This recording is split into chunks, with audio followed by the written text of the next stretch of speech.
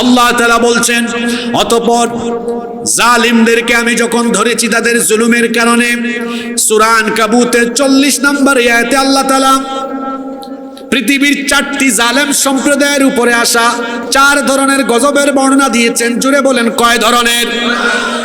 আল্লাহ তাআলা বলছেন, ফামিনহুম মান আরসালনা আলাইহি হাসিবা, কাউকে কাউকে তাদের জুলুমের কারণে আসমান থেকে বজ্রনিনাদ পাঠিয়ে, আসমান থেকে পাথর কুচির বৃষ্টি পাঠিয়ে সমূলে ধ্বংস করে দিয়েছি।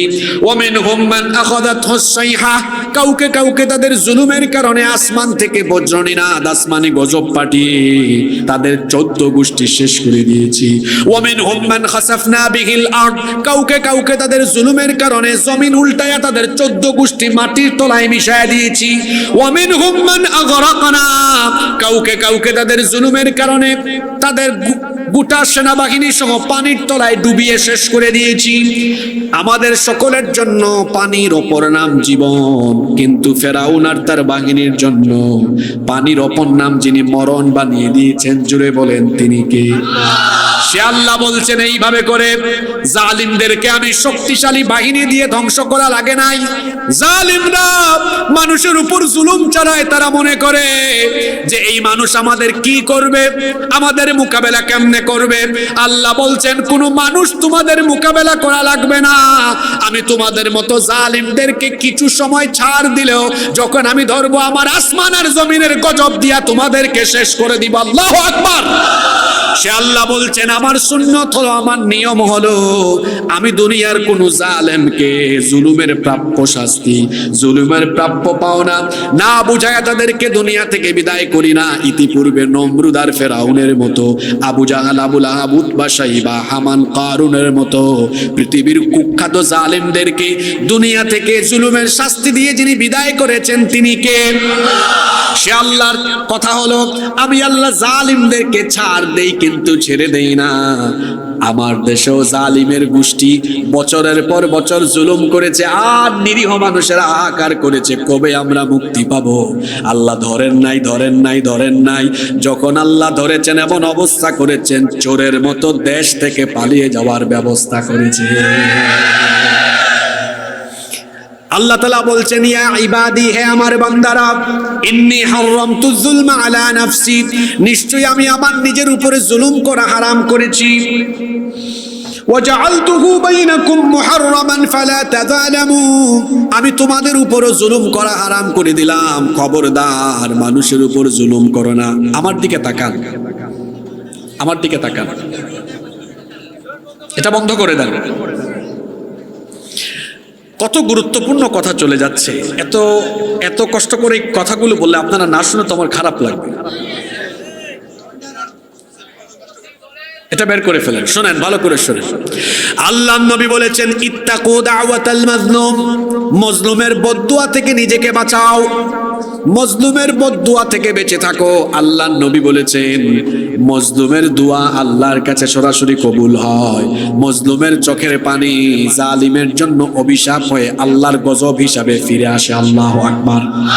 আল্লাহর নবী বলেছেন, খবরদার মজলুমের বদদুয়া থেকে নিজেকে বাঁচাও। তার কারণ হলো, মজলুম যদি কাফির হয়, ওয়া ইন কানা কাফিরান, মজলুম যদি কাফের হয়, ফা ইন্নাহু লাইসা দুনাহা হিজাব, মজলুম আর কাফেরের মধ্যে, মজলুম আর আল্লাহর মাঝখানে কোনো পর্দা নাই। সুতরাং মজলুম যদি কাফের হয় আর জালিম সে যদি মুসলমান হয়, কথা শুনতেছেন? গুরুত্বপূর্ণ পয়েন্ট। যদি কোনো জালিম মুসলমান হয়, যদি কোনো জালিম মুসলমান হয় আর মজলুম যদি কাফির হয়, আল্লাহ জালিম মুসলমানের পক্ষে থাকবেন না। কারণ বিষয়টা মুসলিম আর অমুসলিমের নয়, বিষয়টা হলো জালিম আর মজলুমের মধ্যকার। যদি কোনো মজলুম ব্যক্তি কাফির হয় আর জালিম মুসলমান হয়, আল্লাহ জালিম মুসলমানের পক্ষে থাকবেন না, আল্লাহ মজলুম কাফেরের পক্ষে থাকেন। আল্লাহু আকবার। এজন্য আল্লাহর নবী নিষেধ করেছেন, আল্লাহর নবী সতর্ক করেছেন, মজলুমের বদদুয়া থেকে নিজেকে বাঁচাও। কারণ মজলুম যখন জালিমের জন্য চোখের পানি ছেড়ে দিবে, সেই চোখের পানি একটা সময় জালিমের জন্য অভিশাপ হয়ে ফিরে আসবে। আমার দেশে জালেমের গোষ্ঠীর এমন অধপতন এমনি এমনি হয় নাই। বছরের পর বছর ধরে জাতির শ্রেষ্ঠ সন্তান আলেমদেরকে নাটক করে আলেমদেরকে নাটক করে বিনা অপরাধে তাদেরকে গ্রেফতার করে অন্ধকার কারাগারে, আয়না করে, গুম করে, টর্চার সেলে রেখে রেখে আলেমদেরকে বছরের পর বছর, এমনকি কোরআনের কিংবদন্তি খাদেম আল্লামা সাইদিকে 13টি বছর, এমনকি এইরকম আরো নিরীহ বহু মানুষকে জেলখানায় বছরের পর বছর তার বউ বাচ্চা থেকে, পরিবার থেকে বঞ্চিত করে অন্ধকার কারাগারে রেখেছে। আর সেই মজলুমদের অন্ধকার রাতে চক্ষু থেকে পানি ঝরেছে, মজলুমদের সেই চোখের পানি অভিশাপ হয়ে, মজলুমদের সেই চোখের পানি অভিশাপ হয়ে গাল বেয়ে বেয়ে পড়ে যখন আল্লাহর দরবারে তাদের হাজারি পৌঁছেছে, তখন আল্লাহর তরফ থেকে এমন গজব এসেছে, সবগুলো জামাতের সাথে চুরের মতো দেশ ছেড়ে চলে যেতে বাধ্য হয়েছে।